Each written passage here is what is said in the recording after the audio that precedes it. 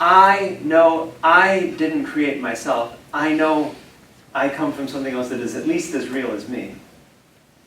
The third thing that I know is that corporeal objects, material things, exist. How do I know that my hand exists? Look his hand like. How do I know that that table exists, that this room exists? How do I know that material things really exist? I know that I exist. I know that God exists because I didn't make myself. How do I know that this table really exists? How do I know?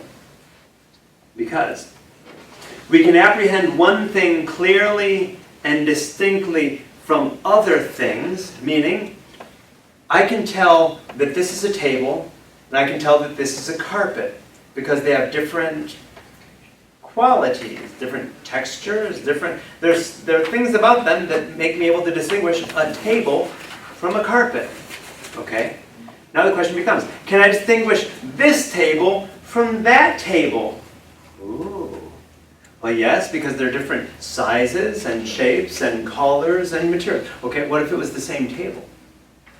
What if there were two tables exactly like this in this room? How could I tell them apart? Well, because one is sitting there and one is sitting here. We're able to distinguish two items. So far, so good? Nothing belongs to my essence, to my I,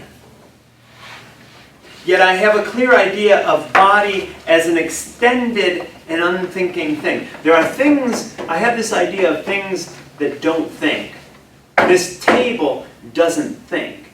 And this table exists in space. It's an extended thing, meaning it's three-dimensional, right? You draw a point, go in one direction, that's two-dimensional, draw a line, and then draw another line, that's two dimensions, go in another direction, that's three dimensions. This table has 3 dimensions, right? We can draw lines in this table going in 3 different directions on the board. I am entirely distinct from my body and can exist without it. So on the one hand, I see this body, I see my hand. It's a fascinating thing. I see this hand, but I know that I'm not my hand. The I is not somehow residing in my hand or my foot, but I see them, and they're somehow an extension of me.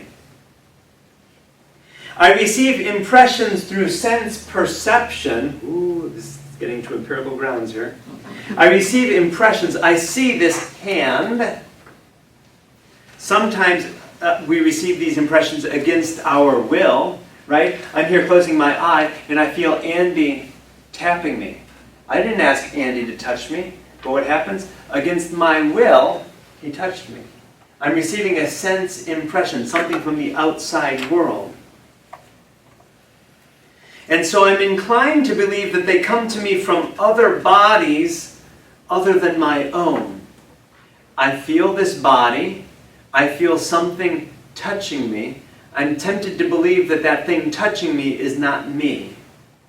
Could I be deceived? Is God a deceiver? He's going to say no. That God would not deceive me and couldn't be defended if these ideas were produced by causes other than corporeal objects. So what I'm feeling, I can't be deceived, so what I'm feeling has to be another corporeal object, another material thing, touching my corporeal object, my body, the material part of me. And so corporeal objects exist. Number 3. Number 1, I exist. Even if I doubt, or even if I dream, or if I am deceived, I exist. Number 2, I didn't create myself, God exists. Number 3, this I finds itself in a world where other material things are touching it. So corporeal objects must exist. The material world must exist. You really are. I really am? Oh, how's that for good news tonight? And you really are. And you can say the same thing to everyone else in this room. I really am, and you really are.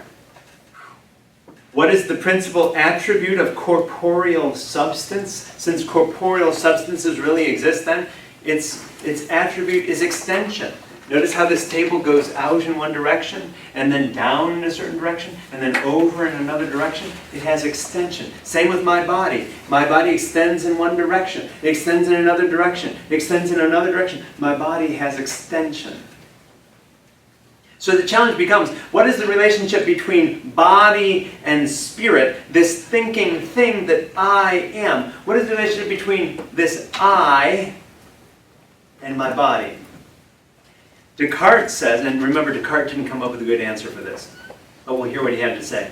He said, my body doesn't belong to my nature, but it appears I'm like a pilot in a ship directing the body's movement. It's like I'm up here in my head, like telling my body what to do, and telling my arm to go out, and telling my foot to go forward to walk. I tell my body what to do. There's something inside me that's telling my body what to do.